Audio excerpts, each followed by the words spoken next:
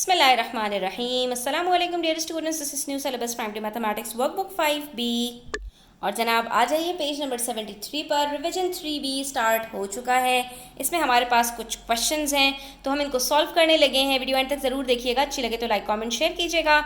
Channel subscribe नहीं किया तो सब्सक्राइब कर लीजिए।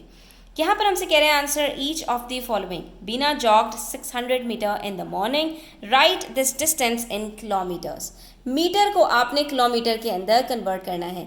तो आपको इतनी बात तो बच्चों पता है कि 1 किलोमीटर में 1000 मीटर्स होते हैं। ठीक है, जब यूनिट्स याद होंगे ना तो सवाल सॉल्व करना कभी भी मसला नहीं होगा। इसका मतलब ये हुआ कि अगर मीटर में कुछ दिया हुआ है, किलोमीटर में चेंज करना है तो सिंपल है, 1000 से डिवाइड कर देंगे, यानी आपका जो डेसिमल है वो 3 डिजिट्स पीछे चला जाएगा। तो अब 600 को भी जब हम 1000 से डिवाइड करेंगे तो क्या होगा, ये डेसिमल 3 डिजिट्स पीछे जाएगा और ये बन जाएगा 0.600, जो कि हमें लिखने की ज़रूरत नहीं होती। तो हमारा ये क्या बन गया, 0.6 किलोमीटर्स। ठीक है, इसी तरह से हमसे कह रहे हैं the mass of a fish is 1 kilogram 643 grams. ठीक है, 1 किलो है और 643 ग्राम्स है। Right this mass in grams. Simple है, सिर्फ किलोग्राम को ग्राम के अंदर कन्वर्ट कर दो। 1 किलो में कितने ग्राम्स होते हैं, 1000 ग्राम्स होते हैं। प्लस कर दो 643 को, 3 जीरोज हैं, 3 के साथ जब प्लस होगा तो आंसर क्या आएगा, 1643 ग्राम्स। कितना इजी था बच्चों। ठीक है, इसी तरह से अ bottle contains 1.85 litres of water, right this volume in litre and millilitre. जब आपको कोई चीज़ लीटर में दी हुई हो और लीटर और मिलीलीटर के अंदर कन्वर्ट करना हो तो जो चीज़ डेसिमल से पहले है वो लीटर में आ जाएगी, जो चीज़ डेसिमल के बाद है वो मिलीलीटर में आएगी। लेकिन डेसिमल के बाद हमें कम से कम 3 डिजिट्स चाहिए होते हैं। यहाँ पर 1 डिजिट कम है तो हम 1 डिजिट लगा लेंगे, क्या बन जाएगा 850।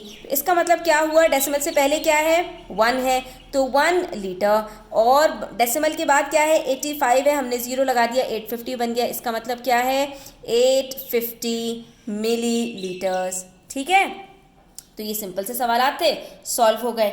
इसी तरह से हमसे कह रहे हैं find the value of each of the following. What is 10% of 25 percentage का क्वेश्चन आ गया। परसेंटेज निकालना आप सीख चुके हो। 10% 25 का कैसे निकालेंगे, सिंपल है, 10% को कन्वर्ट कर दो अपॉन 100 के साथ, ऑफ को कन्वर्ट कर दो मल्टीप्लाई में और लिख दो यहाँ पर 25। सबसे पहले तो ये 0 से 0 कट हो गया, बच गया 25 और 10। 5 के टेबल में 25 भी आता है, 5 5 जार 25। 5 के टेबल में 10 भी आता है, 5 2 जार 10। तो क्या बच गया बच्चों हमारे पास बच गया 5/2। हम यहाँ पर डिवाइड करके देख लेते हैं 5/2 क्या होता है।